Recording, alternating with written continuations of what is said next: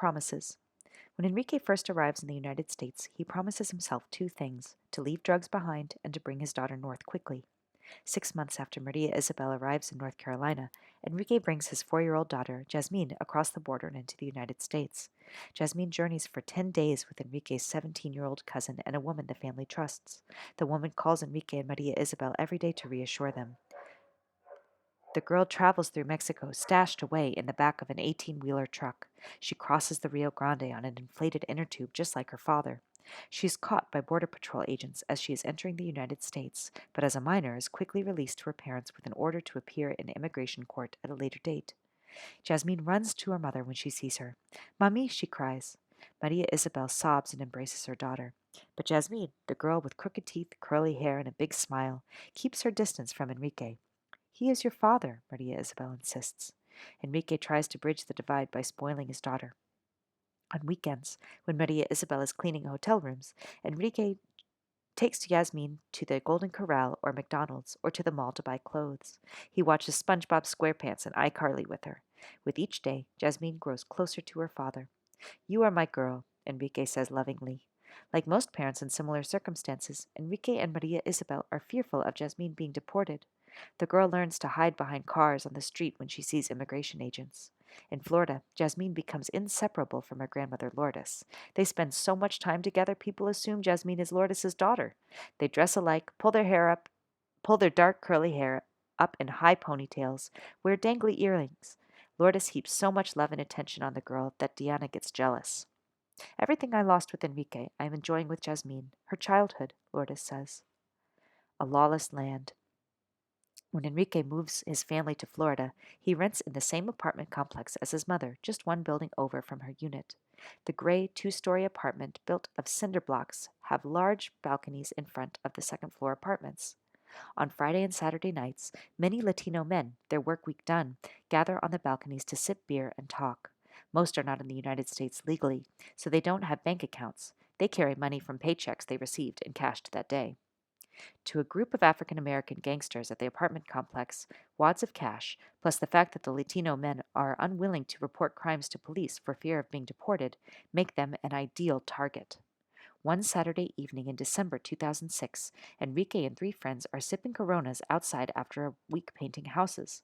Enrique moves to stand on the stairs leading up to the friend's balcony to take a call on his cell phone. 2 attractive African American women brush past him and climb the stairs to the balcony. They flirt with his friends and ask to bum a cigarette. Enrique's friends, distracted, don't notice a car with 3 African American men, parked out of sight around the corner, swing in front of their apartment. The gangsters jump out of their car. They run up the stairs to the balcony. Afraid his friend is about to be robbed, Enrique turns to follow the men up the stairs. One of the gangsters, brandishing a gun, grabs Enrique and flings him over the railing. Enrique crumples to the ground. He gets up and runs. 2 friends follow. Only one remains on the balcony. The gangsters demand that he hand over his cell, a gold chain he is wearing, and his wallet, which contains just $30. They demand that he unlock his apartment door. Enrique's friend refuses. The gangsters punch him in the stomach. They grab his throat. They slam the back of his head. Finally, one of the gangsters swings a 12-gauge sawed-off shotgun at his face. The blow splits open his forehead. He staggers, then falls to the ground. Conscious, he lies still as a stone, holding his breath, pretending he is dead. Afraid, the gangsters will finish him off. Blood streams from his head. "He's dead," he hears one of the women say. The women and gangsters flee. 16 stitches in his head save Enrique's friend, but the robbery is the beginning of constant fear for Enrique and his family. For the next month, gangsters arrive at both Enrique's and his friend's apartment doors at 2 a.m. They knock loudly. "Police, let us in." Enrique peers out the peephole. It is not the police. One day, as he is sitting outside on a bench near the apartment playground, someone shoots at Enrique. Another night, as he sleeps, someone rams into the front of his Toyota in the apartment parking lot, causing $2,000 worth of damage. To Enrique and Lourdes, it is intimidation, a clear message to not report what he witnessed in the beating to police. "They didn't want witnesses," Lourdes said. "They wanted us to be afraid." A month after Enrique's friend is beaten and robbed, the same gangsters beat and rob a Mexican man who lives in the apartment directly below Lourdes's. Drunk and enraged, the Mexican man runs into his apartment, grabs his machete, and chases the three gangsters. As he closes in on the gangsters, one of them turns around and shoots the Mexican man 3 times. The man, in his 20s, falls to the ground, dead. In the spring of 2007, Lourdes's boyfriend finds that the 3 vans he uses for his house painting business have been broken into. He loses $13,000 worth of tools, including 2 new sprayers and a compressor. Latinos at the apartment complex start buying guns, fearful that gangsters might come into their apartments and kill their families. They stop sitting outside on benches by the playground, even during daylight. Lourdes's and Enrique's families don't go out at night. They always keep their doors locked and look through the peephole before opening the door. It is like we are dogs locked up in a cage, Lourdes says. We have so much fear. Police step up patrols, and yet they never seem to be around when bad things happen. And as far as Enrique's family can tell, the beating of Enrique's friend, the murder of the Mexican, and the van breakings all go unsolved. Enrique never reports any crime against him to the police. Like most immigrants in the United States illegally, he fears that calling the cops will lead to deportation. Worse, Lourdes fears that because she went on Don Francisco's television show without disguising herself, and because many in the neighborhood have tied her to a best-selling book about undocumented immigrants, her family's odds of being deported are potentially higher. Instead of returning to police, Enrique and Lourdes opt for a different solution. The black people started killing the Hispanics, so we decided to move, says Jasmine. Lourdes vows she is done renting apartments. She rents a house. Locked up. In North Carolina, Enrique gave up glue sniffing, but in Florida, he meets new friends who use different drugs. In 2010, Lourdes convinces Enrique and his family to move back in with her. Her presence, she hopes, will help her son. Also, Enrique can help her cover her rent. Ever since the real estate bubble burst in 2007, hitting Florida particularly hard, Lourdes and her boyfriend have been struggling financially. Lourdes's boyfriend has to let go of his crew of 20 painters. He begins working for an hourly rate. If there is no work locally, he goes to Georgia and Key West in search of jobs. Lourdes helps keep the family afloat with her job caring for 2 elderly Floridians. In April 2010, Lourdes marries her longtime boyfriend, in keeping with the teachings of the church. Her daughter Belkey follows in her footsteps, joining an evangelical church in Honduras and marrying her longtime boyfriend, Giovanni, the same month. For Lourdes, faith helps her manage disappointment in her children. Since I came from Honduras, all I wanted was to have my children study, be well raised, Lourdes says. Belkey never finishes college. She makes and sells fruit pops from the small home Lourdes built for her. Diana drops out of high school, half a credit short of finishing. She talks of being a police officer, but instead goes to work selling telephone plans for $9.50 an hour. Enrique spends Christmas 2011 drinking with his friends at a local motel, a run-down brick building with brown shutters and plywood patches on some of the doors. At 8 p.m. on December 26th, sheriffs arrive at the motel. Enrique and 4 others are still in their motel room drinking. Sheriffs discover that Enrique has an outstanding order of arrest for not paying a ticket he was issued 3 years ago for driving without a license. As part of the wave of local and state anti-illegal immigrant laws passed in recent years, only 3 states still allow undocumented immigrants to get driver's licenses. Enrique spends the night in jail, expecting to be released. When Maria Isabel, now 3 months pregnant, learns of his arrest, she cries hysterically. In 2008, the federal government began rolling out a program every police department in the country has to implement by 2013. If someone is arrested for any reason, their fingerprints must be sent to federal immigration authorities, who will deport people who are in the United States illegally.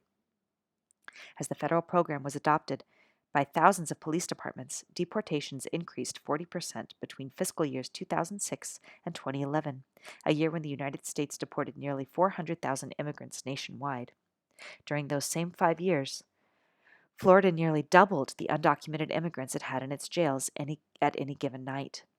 The increased deportations put Enrique's family and migrants around the country in a state of constant fear. They have caused another kind of family separation. According to the think tank, the Applied Research Center, the United States removed 46,000 parents of U.S. citizen children. At least 5,100 of those children ended up in foster care. Jasmine, a girl who loves Justin Bieber, puppies, and dolphins, and who dons a reflective vest to man her post every weekday as the student safety officer at her elementary school, is afraid every morning when her mother walks out the door to go to the grocery store or on an errand. I worry, the girl says, about my mom being deported. The day after Enrique's arrest, sheriffs hand him over to immigration authorities, who place him in a county jail in Florida and begin deportation proceedings. The county jail sets aside one of its two wings just for immigrant detainees. The county receives nearly $85 per day from the government to hold immigrants, an average of $21,264 per night in 2011. The immigrant wing has 8 locked areas, each with a high-ceilinged common area and 2 stories of cells along the perimeter. The inside of the jail is stark. The walls are cinder blocks painted eggshell. The floor is gray concrete. At night, immigrants are locked in their cells, which sleep 2 or 4 detainees. Enrique tries to sleep atop the thin brown mattress on the narrow steel bunk bolted to the wall of his cell.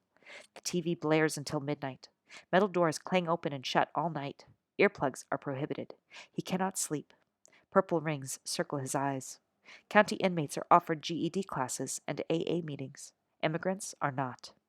The library cart arrives, but Enrique sees only books in English, Russian, and French. Enrique understands everything the guards say and speaks passable English, but cannot read it. During the day, he is allowed out of his cell into a common area which has 4 stainless steel picnic tables and 1 TV. English and Spanish language migrants fight over what channel to tune into. Federal detention standards entitle immigration inmates to an hour of outdoor recreation. Jails lacking an outdoor area can substitute a large recreation room with free-flowing air and natural light.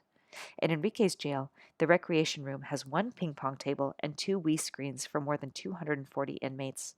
Air and light come from 1 window at the top of the 2-story room. The only time Enrique feels sunlight on his face is when he has a dental emergency.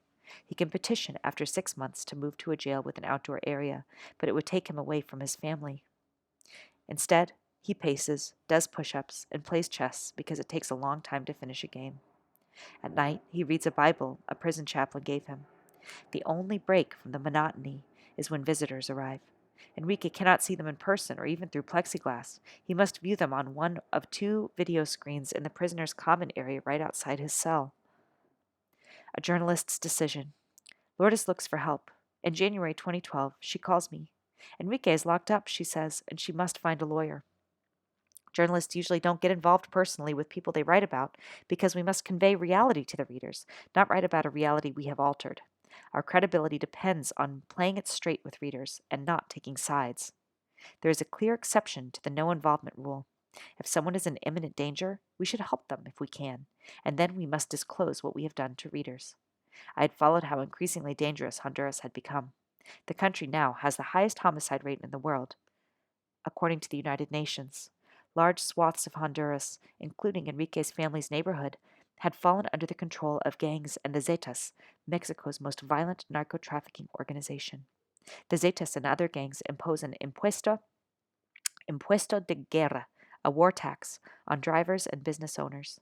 In the taxi stand near Enrique's neighborhood, the Zetas enforcer shows up every morning with a checklist of drivers. Anyone who hasn't paid the daily $13 tax is threatened or killed. I learned that 4 of Enrique's close family members had been getting texts and telephone calls with death and extortion threats. The family changed phones and stopped going out at night. The adult version of my book, published in 2006, had made Enrique famous in his neighborhood and in Honduras. 3 prominent TV shows about the book had been widely viewed in Honduras. When Belkey went to the U.S. Embassy to request a visa to visit the United States again, the official had cried, "You are the famous one, the one on TV." To instill fear and earn greater notoriety, gangs in Honduras targeted and killed famous people. They had already murdered the previous president's son and a famous journalist. If Enrique comes back, he is going to die, Belkey told me. I contacted several lawyers in Florida to help Enrique, now perhaps the most famous undocumented immigrant in America. His story had inspired changes in laws in Mexico and prompted readers to build schools and water systems and help establish businesses in Central America and in Mexico.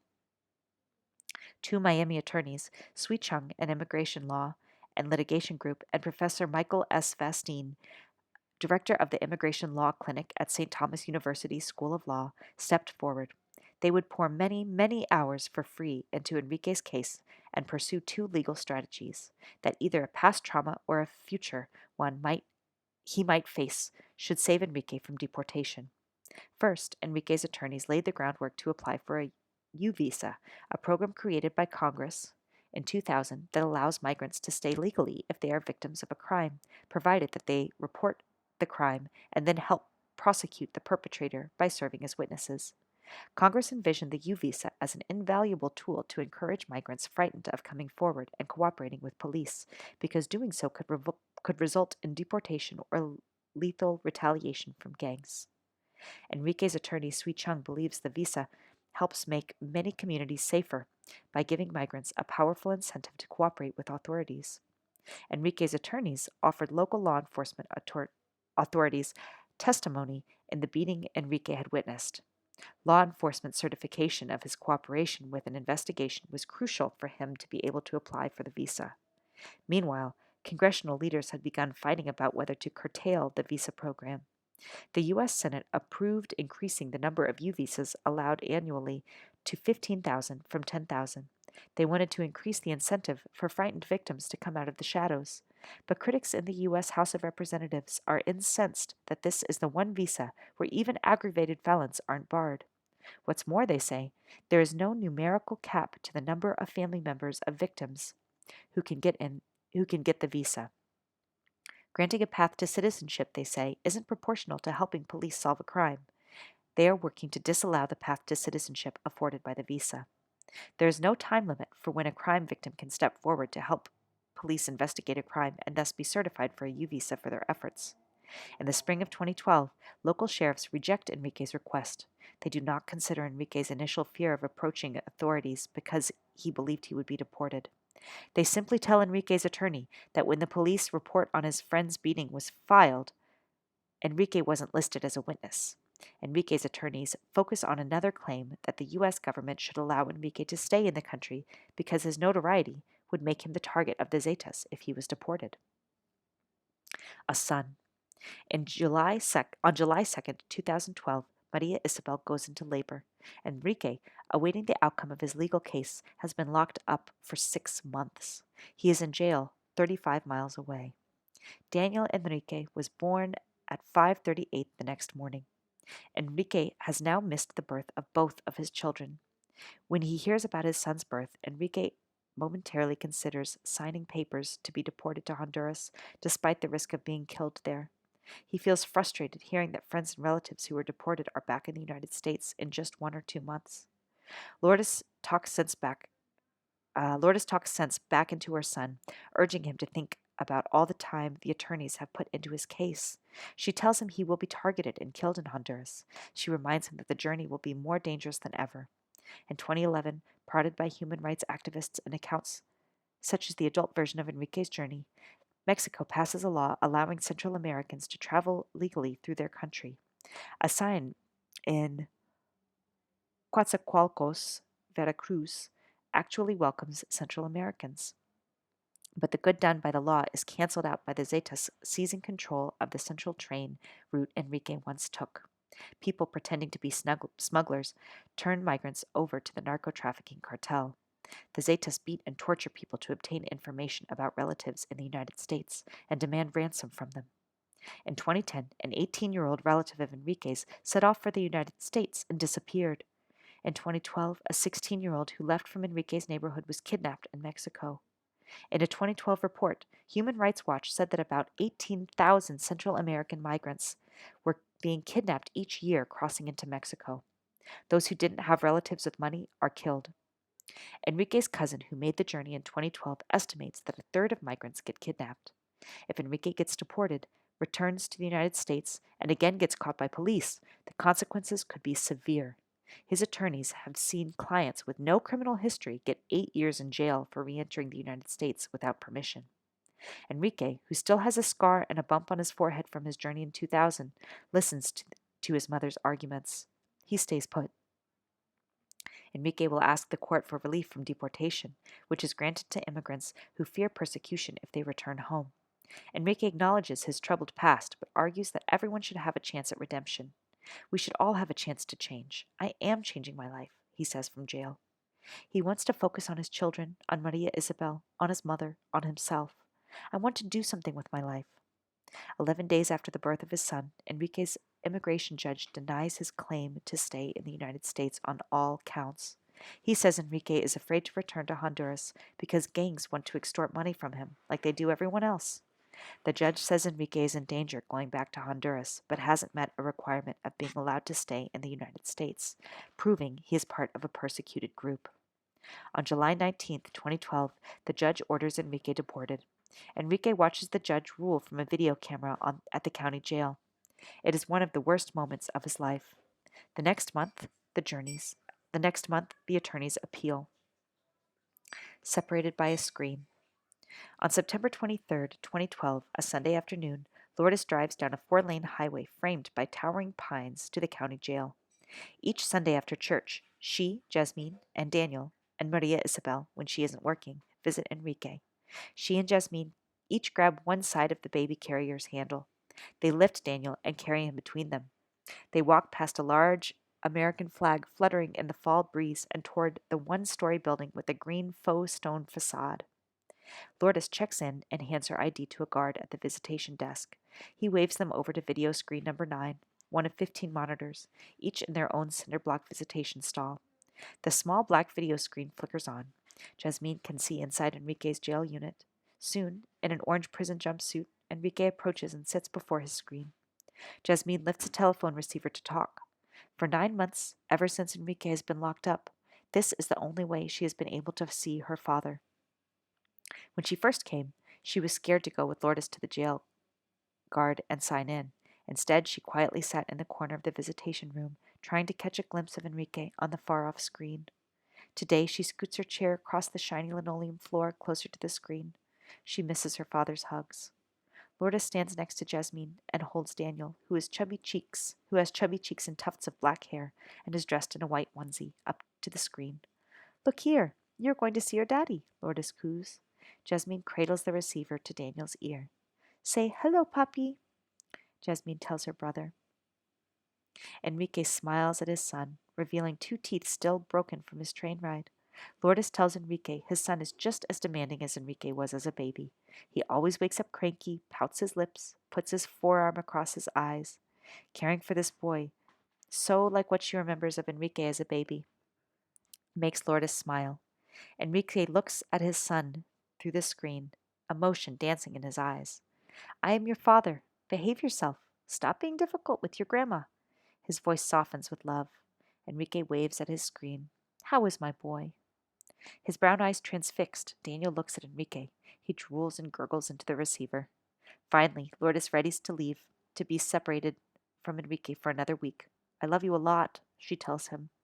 Enrique braved 8 attempts through Mexico to find his mother, but some Sundays these goodbyes are more than he can endure. When he first saw Daniel, his arms ached to hold him. Sometimes he asks them not to visit. It is too hard not to hug Jasmine. He has never cradled or even touched his own son. Faith and prayers. Just before coming to the jail, Lourdes and Jasmine head to an evangelical church in a scrappy part of town. Inside the sunny stucco building is a cavernous room, painted in bright Caribbean colors. As the service begins, all of the hundreds of worshippers, who are immigrants from Colombia, Honduras, and Cuba, are out of their purple cushioned chairs. They are on their feet, dancing and singing. "I will rejoice in Jehovah," Lourdes sings as she claps and dances in her gold-sequined, open-toed platform shoes. "He has taken away all of my pain." Jasmine, 11, stands next to her, rocking her 2-month-old brother in his bassinet. For 3 hours, as she does every Sunday, Lourdes, clutching a large Bible, dances and sings and prays. She asks God to save her son from deportation, from death, for if he is deported, the cycle will begin anew. Enrique will be separated not only from Jasmine, but also from his newborn son.